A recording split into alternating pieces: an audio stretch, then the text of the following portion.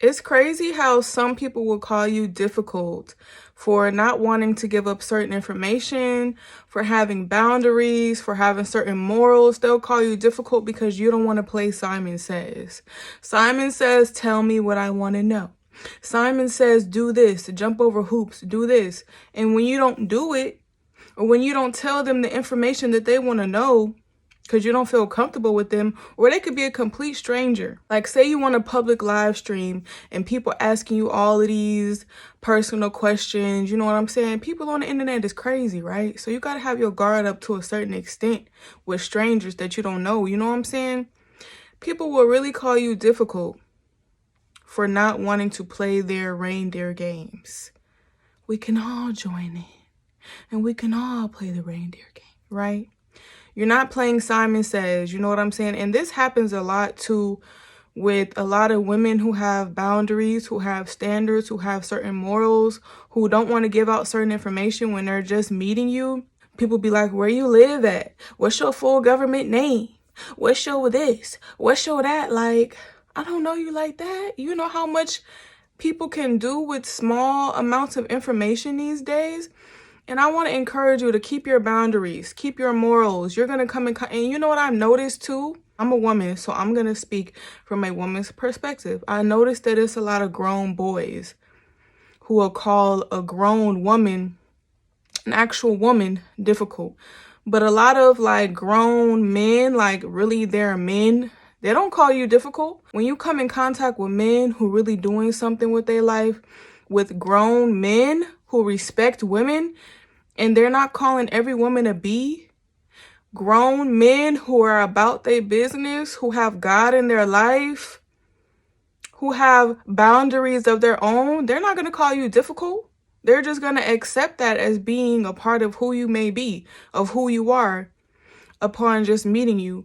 I noticed that grown boys who have nothing going for themselves, they expect stuff, they're entitled to women's bodies, they call women out their name, they're comfortable with disrespecting women.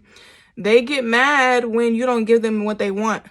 They get mad when you don't let them cross your boundaries. They get mad when you have morals. They get mad when you have certain ways about yourself when you're meeting somebody. They get mad when they just can't pull up to your house and get your address in the first week.